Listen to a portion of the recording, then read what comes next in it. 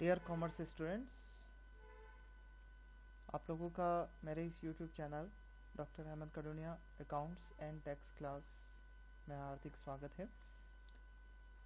इस चैनल पर आप लोगों को अकाउंटेंसी सब्जेक्ट से related financial accounting, business statistics, income tax, cost accounting, corporate accounting, auditing, management accounting, GST, higher accounting, tax planning and more videos आप लोगों को देखने को मिल जाएंगे।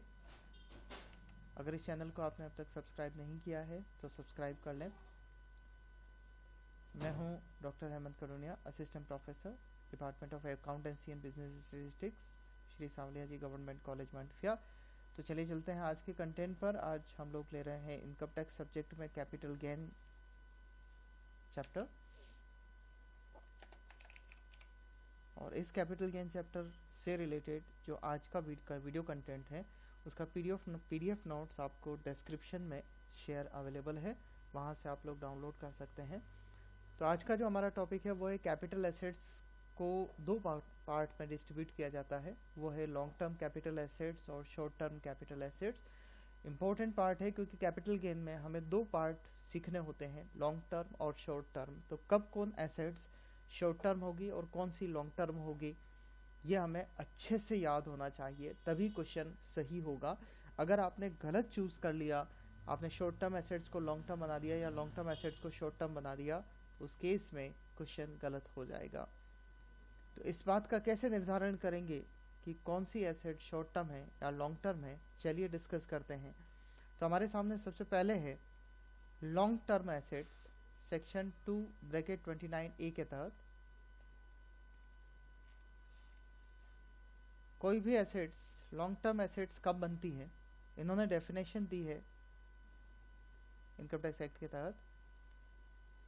ऐसी संपत्ति जो अल्पकालीन पूंजी संपत्ति नहीं है, मीन्स हमें जो याद करना है वो है कि कौन कौन सी अल्पकालीन संपत्तियां होती हैं। जो अल्पकालीन नहीं है उसे हम दीर्घकालीन कहेंगे। तो इस प्रकार से आयकर अधिनियम में आप लोग समझ सकते हैं कि पूंजीगत संपत्ति दीर्घकालीन की कोई परिभाषा नहीं दी गई है, इसलिए हमें डिटेल्ड में अल्पकालीन पूंजी संपत्ति को समझना होगा। अल्पकालीन पूंजी संपत्ति पर चलते हैं। अल्पकालीन पूंजी संपत्ति, निम्नलिखित संपत्तियां अल्पकालीन पूंजी संपत्ति मानी जाती है। ध्यान से समझिएगा, प्रैक्टिकल क्वेश्चंस जब करेंगे तब बहुत मायने रखेगा। पहली अल्पकालीन पूंजी संपत्ति जो है, ऐसी एसेट्स जिन पर आपने डेप्रिसिएशन लगा दिया है, डेप्रिसिएबल एसेट्स जिन पे चार्ज हो चुका है, मतलब कैपिटल एसेट्स की डेफिनेशन में है और उन पे डेप्रिसिएशन लगाया जा चुका है सेक्शन 32 के तहत, तो उन्हें अल्पकालीन पूंजी संपत्ति मानते हैं। चाहे उनको आपने 1 साल, 2 साल, 4 साल, 10 साल, 15 साल,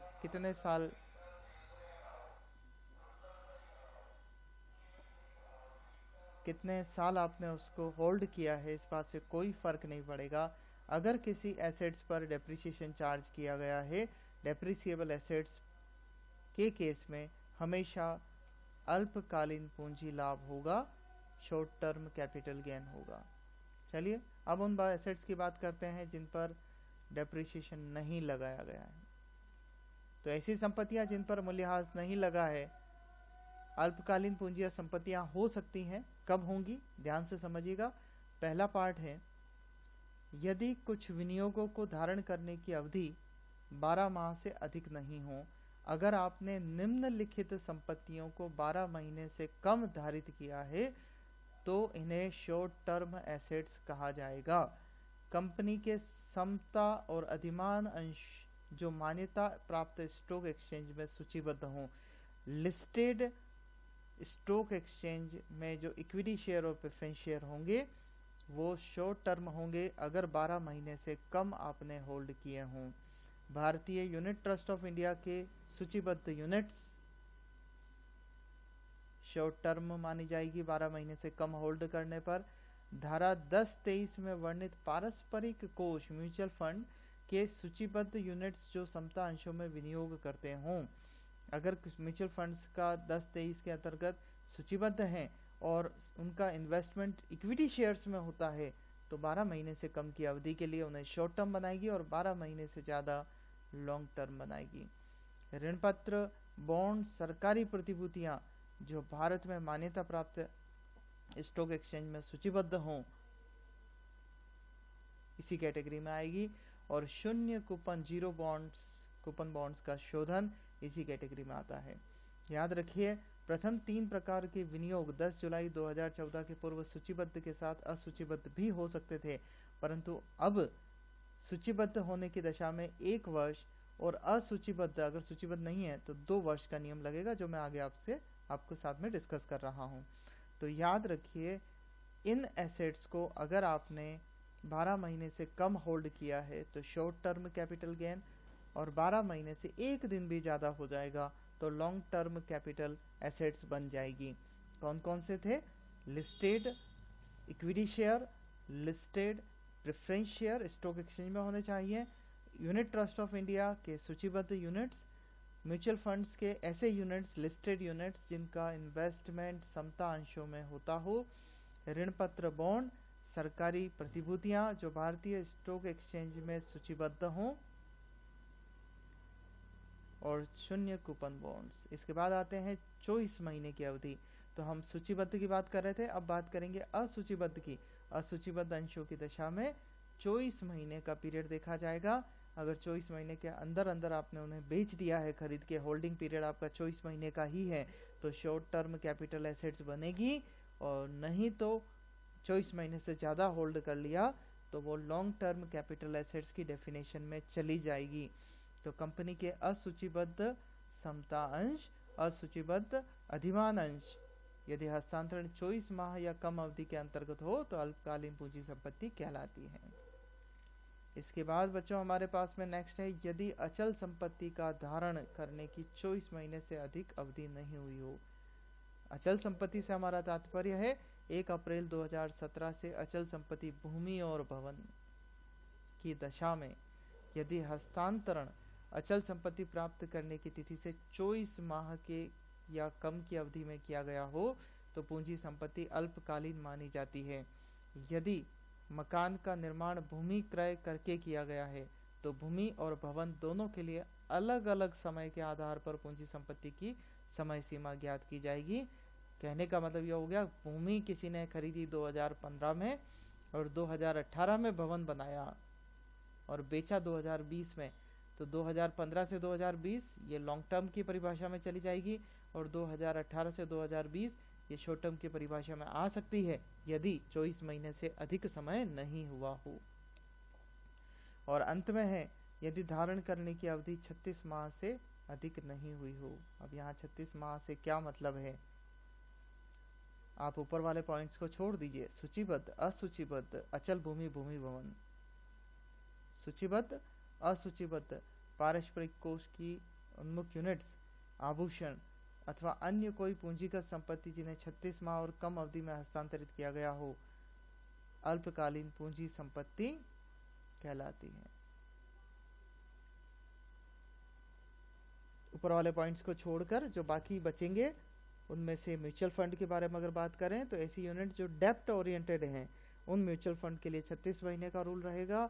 और आभूषण और अन्य कोई भी archaeological collection, paintings, precious stones, jewellery, ये सब चीज़ें जो हैं धारा 242A कहती है 36 महीने से ज़्यादा होल्ड करोगे लॉन्ग टर्म कैपिटल एसेट्स बनेगी, 36 महीने से कम होल्ड करोगे शॉर्ट टर्म कैपिटल एसेट्स बन जाएगी। तो हमने कैटेगराइज कर दिया है। हमारे लिए जो इम्पोर्टेंट प्रैक्टिकल क्वेश्चन करते समय याद रखने वाली बात है, शेयर्स की बात कर रहे हैं लिस्टेड तो 12 महीने से कम, अनलिस्टेड की बात कर रहे हैं 24 महीने से कम, अचल संपत्ति की बात कर रहे हैं, भूमि भवन की बात कर रहे हैं 24 महीने से कम, और अन्य किसी एसेट्स की बात कर रहे हैं 36 महीने से कम, शॉर्ट टर्म बनेगा, नहीं तो लॉन्ग टर्म एसेट्स की डेफिनेशन में जाएगी। तो इस प्रकार हम लोगों ने एसेट्स के शॉर्ट टर्म और लॉन्ग टर्म के बारे में डिस्कस कर लिया है।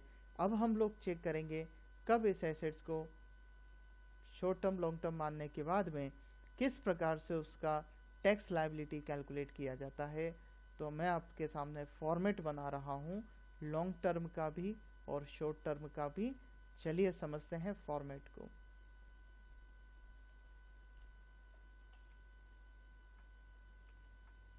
याद रखिए आधा जो पेज मेरे आपके सामने रहेगा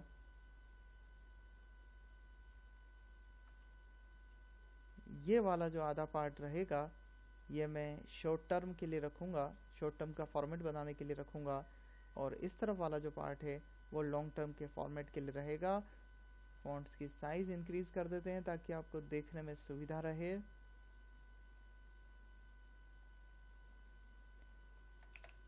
इस तरफ हम बात करेंगे शॉर्ट टर्म की और इस तरफ बात करेंगे लॉन्ग टर्म की।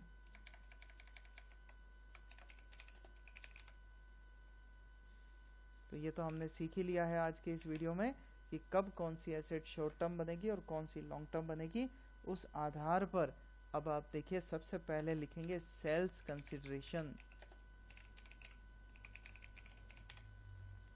ये सेल कंसिडरेशन ट्रांसफर करने पर जो भी पैसा रिसीव होगा, सेल प्रोसीड्स कह लीजिए, सेल कंसिडरेशन कह लीजिए, वो आपको लिख देनी है। इसमें से आप माइनस करेंगे ट्रांसफर एक्सपेंसेस। एसेट्स को बेचने पर जो भी एक्सपेंडिचर हुआ है वो आप माइनस कर देंगे। तो दोनों तरफ लॉन्ग टर्म में भी माइनस होना है, शॉर्ट टर्म में भी होना है। और इसके बाद नेक्स्ट पॉइंट है, आप शॉर्ट टर्म के अंदर कॉस्ट ऑफ एक्विजिशन, उस संपत्ति को प्राप्त करने की जो लागत है उसे आप माइनस कर देंगे। लेकिन जब आप यही चीज़ लॉन्ग टर्म में माइनस करेंगे तो आपको लिखना होगा इंडेक्स्ड कॉस्ट ऑफ एक्विजिशन। सूचकांकित करते हुए इंडेक्सेशन निकालना होगा, भारित करना होगा। डिस्कस करेंगे अब थोड़ी देर में। कॉस्ट ऑफ इम्प्रूवमेंट, और ऐसे ही यही चीज आप लॉन्ग टर्म में भी लिखेंगे लेकिन इंडेक्स्ड लिखेंगे। तो ये हमारा फॉर्मेट रहेगा और जो आंसर बचेगा वो हमारे लिए शॉर्ट टर्म कैपिटल गेन या फिर लॉन्ग टर्म कैपिटल गेन बचेगा। शॉर्ट में लिखा है, फुल फॉर्म में भी लिख देता हूँ, शॉर्ट टर्म कैपिटल गेन, और लॉन्ग टर्म जब निकलेगा तो लॉन्ग टर्म कैपिटल गेन। इस फॉर्मेट के साथ आपको लॉन्ग टर्म और short term capital gain calculate करना है। तो फॉर्मेट बड़ा सीधा सा है, sales consideration less transfer expenses less cost of acquisition cost of improvement. Short term capital gain आ जाएगा। लॉन्ग टर्म कैपिटल गेन की बात करेंगे तो sales consideration less transfer expenses less indexed cost of acquisition less index cost of improvement, long term capital gain calculate हो जाएगा। तो इस फॉर्मेट के साथ हम मिलेंगे नेक्स्ट वीडियो के अंदर, जिसके अंदर हम इंडेक्स्ड कॉस्ट एक्विजिशन और इंप्रूवमेंट कैसे निकालते हैं और वेरियस प्रैक्टिकल क्वेश्चंस करके देखेंगे ताकि आपको ये फॉर्मेट अच्छे से समझ में आ जाए। तो आज के वीडियो को यहीं रोक रहा हूँ। जुड़े रहिए चैनल से, सब्सक्राइब कीजिए, शेयर कीजिए कॉमर्स स्टूडेंट्स में। Thank you very much.